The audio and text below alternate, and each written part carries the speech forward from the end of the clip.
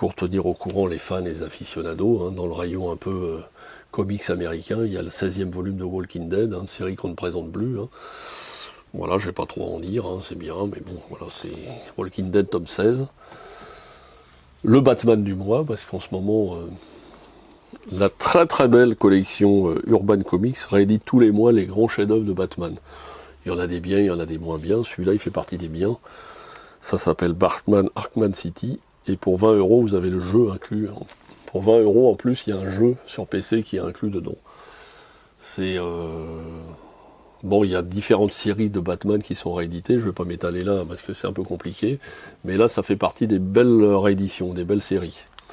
Et dans la même collection chez Urban Comics, alors là, par contre, ils ont réédité un chef-d'œuvre de Alan Moore qu'on vendait au début que la Griffe Noire a ouverte et qui viennent de rééditer en intégrale à un format plus petit.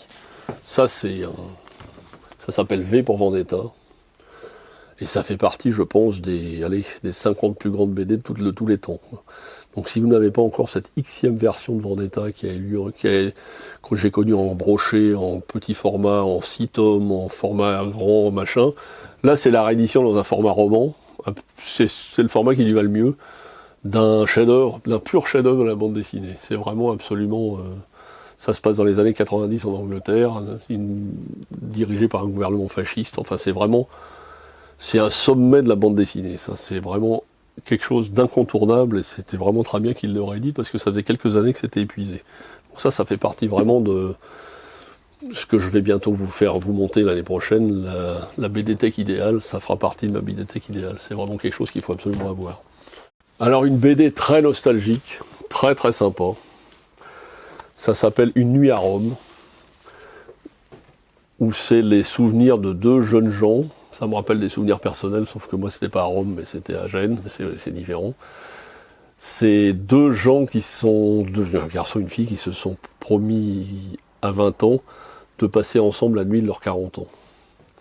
Donc c'est un bouquin, c'est plus qu'une BD à mon avis. Je pense que c'est vraiment un livre, on peut dire, sur vraiment le souvenir, sur les rêves, sur les promesses, sur qu'est-ce qu'on est devenu. C'est vraiment un bouquin qui vous fait méditer, qui a une nostalgie très forte, mais pas du tout triste, et qui vous repenche sur vos propres souvenirs, vos propres passés, vos propres situations que vous avez pu connaître.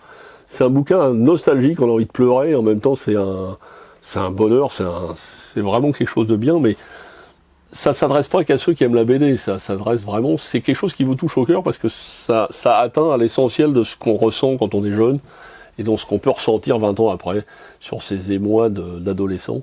C'est vraiment un truc passionnant, c'est vraiment un des coups de cœur de l'année. Ça s'appelle Une nuit à Rome. Et en plus de ça, le dessin est très joli, l'héroïne est très très belle. Un peu comme dans les souvenirs de nos amours de jeunesse, qu'il faudrait pas qu'on voit à 40 ou 50, mais bon, ça c'est une autre histoire.